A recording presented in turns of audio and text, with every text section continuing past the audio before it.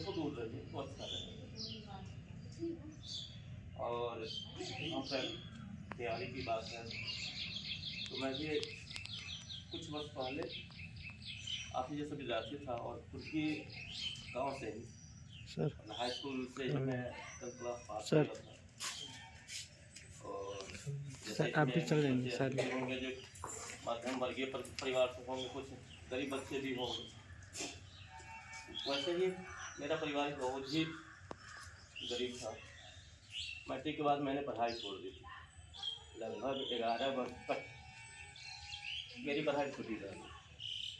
11 वर्ष के बाद मैंने फिर से पढ़ाई करना शुरू किया, क्योंकि आर्थिक स्थिति कुछ सुधार हुई तो मैंने पढ़ना शुरू किया और लगभग उस समय के बाद से मैं कंटिन्यू लगा हुआ।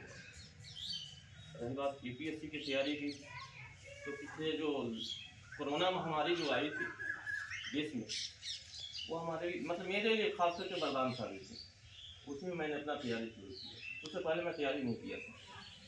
इस बीच में संजोग से टीचर की नौकरी हुई, फिर सिविल कोर्ट की नौकरी हुई, फिर फिलहाल हाई कोर्ट की मतलब यूपीएससी हाई कोर्ट की नौकरी में कर रहा था।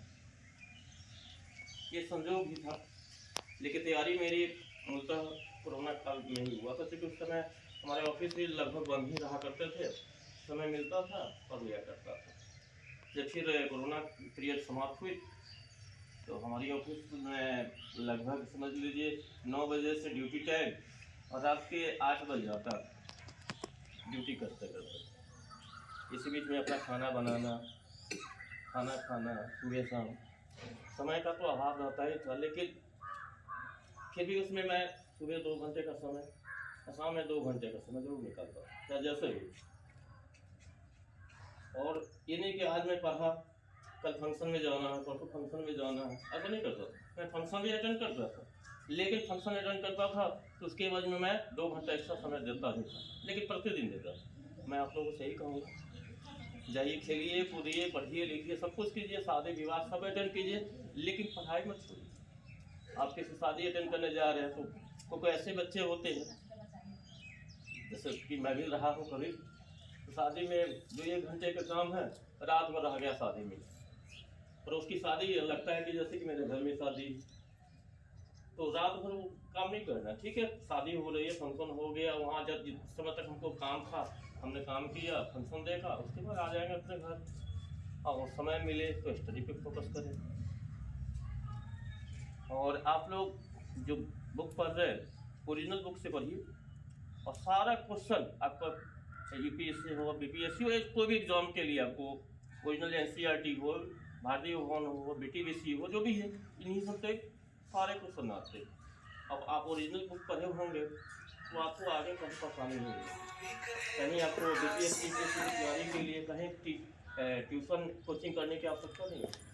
आप लोगों को शायद अभी जानकारी नहीं मिली, लेकिन सब लोगों को जानकारी होगी कि बीपीएससी या यूपीएससी की तैयारी के लिए मुख्यतः बीपीएससी के लिए तो पटना भी है, ठीक, और यूपीएससी के लिए खास करके दिल्ली है, इसका नाम आप लोगों को सुना होगा, मुखर्जी नगर। वहाँ सिर्फ कोचिंग ही चलता है, सिर्फ यूपीएससी यूपीएससी की तैयारी होती है। और वहाँ जाने की सोचने के लिए हम लोग जैसे लोगों के लोग बस की बात नहीं, क्योंकि 1 साल का वहाँ का कोर्स होता है 2 से 3 लाख रुपया। 2 से 3 लाख रुपये तो कोर्स हो गया, रहने खाने पीने का अलग। यदि हम अपना आधार अभी से ही मौजूद कर ले, 8, 9, 10, 11, 12, बस यही तक ना, 11, 12 तक यदि आप पढ़ लीजिए बढ़िया से, तो आपको क्वालिफाई होने से कोई नहीं कर सकता। कहीं किसी कोचिंग या किसी बड़े महानगर में जाने की आवश्यकता नहीं। मैंने भी सिर्फ और सिर्फ, आप लोग पता होगा, थोड़ी बहुत यूट्यूब में देखता था, और ओरिजिनल बुक आज भी मैं रिजल्ट आने के बाद भी मैं पढ़ते, अभी तो कुछ कम हो गया है, 2 घंटे ही पढ़ रहा हूँ, क्योंकि मेरे को लगता है कि मेरा रैंक जो आया है वो अच्छा नहीं है। एक बार और ट्राई करके मैं रैंक को सुधारूँ। इसलिए मैं आप लोगों से यही कहूँगा कि आप लोग कंटिन्यू मेहनत करें। सब लोग भी, आप अच्छे सब लोग हैं, आप लोग